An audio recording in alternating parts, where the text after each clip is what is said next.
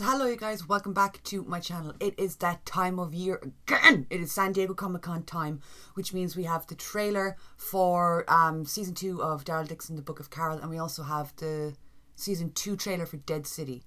The Walking Dead is my absolute...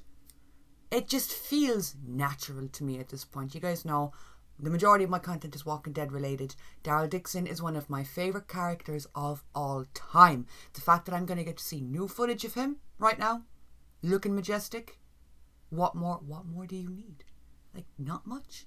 So this reaction is going to be for season 2 of Daryl Dixon, the Book of Carol. I'll also be doing a reaction for Dead City. That'll be going up probably very soon after this. Before we get started with all that fun stuff, I just want to tell you guys that my brother's band Itarian dropped a brand new EP. It's called Can We Be the Band You Used to Love. It's up on all streaming platforms, and I actually woke up this morning with one of the songs, a song called Scandal, stuck in my head, and I was doing my makeup singing the song, and I was like, it's so trippy.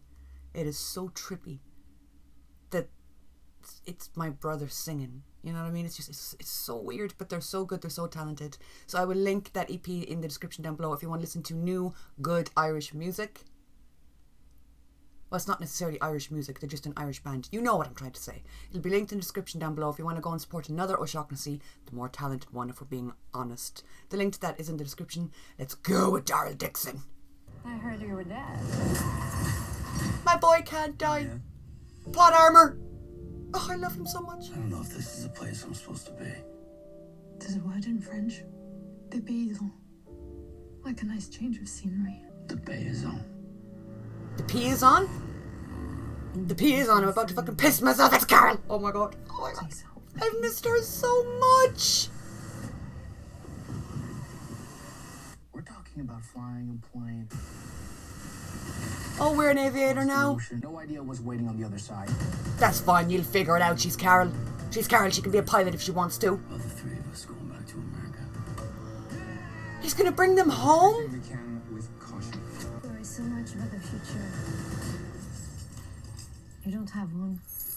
Whoever hit my boy, I'm gonna rip their skin off their bones. I don't need to. Carol will probably come in and do that for me.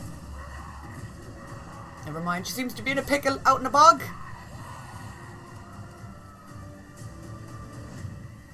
Someone robbed the Mona Lisa.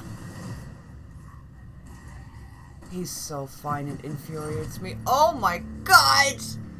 Fuck him up, baby! Bait him with your little spinny stick. You do whatever it took to find him. We keep going. That's what we do. Glow in the dark walkers? I keep thinking about all the people I left behind. And they're thinking about you. Even if they're still thinking about me. They're coming for you.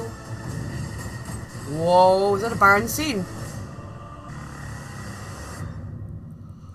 I got chills. Right, so straight away we're just going to go back and start dissecting. We're going to start dissecting a trailer that I just watched and have no idea anything really. So I'm truly talking out my arse here. Who the fuck's this? We have a new character. He looks fine as hell. I'm just going to say what everyone's thinking. My god, talk about being blessed with a face. I feel like we kind of knew that Daryl was a homesick, and he was a bit more homesick than he was letting on, especially towards the end of last season when he was just like about to walk out into the ocean before Laurent popped out of nowhere and was like, take me with you. Honestly, same. Carol's flying her ass towards him. This is what I love about the fact that like they framed the trailer in the way they did, right? Daryl's still struggling with everything he struggled in season 1. He's still trying to come to terms with the whole Laurent storyline and finding this new home away from home, but feeling homesick. And it really was the question kind of at the end of the season, of last season, of is he going to stay or is he just going to leave? And it makes more sense to me to leave and bring them with you. If you've made a family, you've made this newfound family away from home, but you still miss home when you want to go back, just bring them with you. Build a big enough canoe that you can paddle your asses home.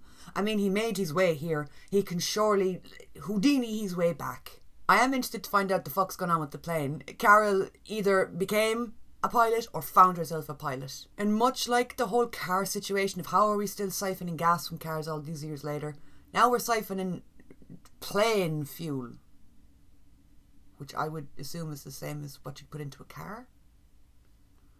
Maybe it's one of them planes that you gotta pedal. What are they called? Pedal planes. The other plane... Wait. I don't think they exist. I think I'm thinking of pedal boats. They should get pedal boats to go home. I really do love the dynamic that Laurent and like Daryl have struck up, because it feels like I don't know, it feels like that kind of storyline suits Daryl, especially with the character that he is now and who he's grown into. That whole kind of vagabond, slightly lost guy. And the thing that softened him up and tethered him to where he's at now is like the whole Laurent storyline. And the Isabel storyline. And yeah, I feel like we've been missing that, especially in the Walking Dead universe. We've been cursed with kids an awful lot. A lot of the younger characters that were in the show never made it out. Coral. Or shit happened and they ended up being twisted. This guy seems okay. I mean, he's a little bit of a prophet. I don't know how that's going to work out for him. But, you know, or he wasn't, was he? It turned out to be like, that all turned out to be bollocks. But that was the running storyline of season 1, that he was a prophet. You know, it just, I feel like it was something that Daryl needed. He needed that, like I said, that spark to bring out the softer side of him. Personally, I loved this scene because I loved the fact that Daryl just like gave up. He was running up this little side street on a side quest and my man just gave up. He was like, I'm not even going to fight. He thought about it and then he didn't. Man, shots like this just have me so excited as well, because look at how beautiful that is, how beautifully tragic that is. Seeing these landmarks, these beautiful places be like reclaimed by nature and taken over, and I'm such a slut for those kind of shots and scenes. Kind of intrigued as to what's going on here as well. Poor Daryl's chained up like a dog in the corner. Is he ever not? Is he ever not being kidnapped by somebody or robbed by somebody or like forcibly trying to be initiated into a cult or a new group by someone? He accidentally nearly joined the Claim group. The Saviours also wanted him. He found himself in a nunnery, in a monastery. He finds himself in the strangest of situations. I don't know how he does it. Although I really can't blame anybody for wanting him on their team. Again, if I were in the apocalypse, I don't give a damn if I was the leader of a book club. If you walk past me, I'd be like, you need to join. Can't wait to see what the deal is with these walkers. Radioactive, maybe? They're glow in the dark, and to me that's fun. In this context, I don't think they're supposed to be fun. I'm getting the feeling this is supposed to be not a vibe. And again, the Walking Dead universe is so known for that, for making these new variants, for giving us walkers in such a new, fresh way, no pun intended. Because, like, it's a zombie show, it's a zombie franchise. There's only so much you can do, you would think. Bitch, you would think. There's only so much you can do in regards to zombies before you've seen everything. And they keep finding new ways to create zombies in ways that we haven't seen them before, and that's something that I absolutely love about this franchise, and the art department knocks it out the park. I'm so excited to see the Daryl and Carol dynamic in this show. I mean, listen, season 1 had its own feel, its own vibe, its own cohesive storyline. It seems like we're going to keep that a bit and expand upon that in season 2, but now with the additive of Carol, listen, I love them so much individually as characters, together on screen. They are just so dynamic together, and when you have two characters that are as similar as they are, because Daryl and Carol are very similar, and then you put them together, it's like you do just get this magic, you get this feeling, you know, that they get each other, and they're the type of characters who it's like so much can be said with just a look. I am excited and kind of cautious to see how they handle the actual meeting of them again. Are we going to have to wait till the end of the season? Because it looks like we got a bunch of stuff in that trailer. There's a bunch of conflict, there's action scenes, there's a bunch of shit going on. Are we going to have to wait till the end of the season for Carol to come back?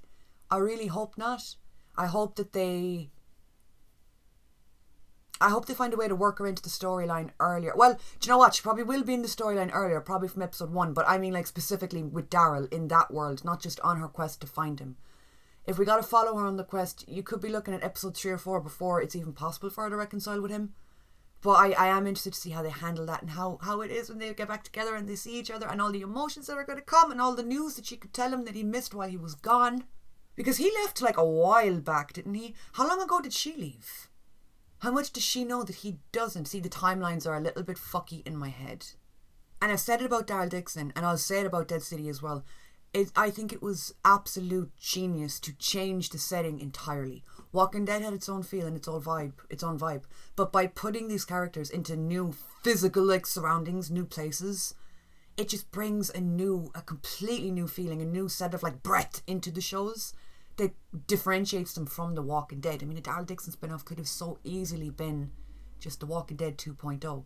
But instead they went completely different. They went off the rails with the storyline, the set, the costuming. Everything just feels so different, while still keeping a little bit of the same magic that we all love from The Walking Dead. And it was the same with The Ones Who Live. The Ones Who Live, the Rick and the Michonne show, created something so unique and standalone specific to those characters, while at the same time making it feel familiar. And I just think that they've found a really gorgeous way of doing that with the spin-off shows that I love. I mean, listen, at the end of the fucking day, I love these characters. I would watch them walk around a forest playing I Spy together. I would. I Spy something beginning with T. Tree. Yeah. I Spy something beginning with M. Mud. Yeah. I Spy something beginning with W. Walker. Yeah. Fuck, we should take care of that. Okay. I Spy something beginning with T. If you pick Tree again, I'm gonna beat you to death. I'd watch a whole season of that. But these shows are truly something that they're absolutely stunningly gorgeous. I'm so excited to have my boy back on my screen. I've missed him. And I've missed the Walking Dead universe too. Since The Ones Who Live finished airing, it's felt like a drought. I'm thirsty. Give me my boy. And we're getting him back at the end of September. I cannot wait.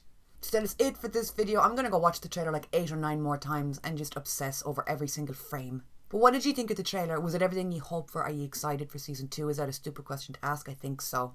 Yeah, so keep your eyes out for the Dead City reaction. That should be going up very shortly after this. Like I said at the beginning, anywhere you can find me, Twitter, Instagram, Patreon, anywhere is down in the description down below. I'll link my brother's band Litarian and their newest EP down below also if you want to check that out. Thank you so much for watching, and I will talk to you all soon.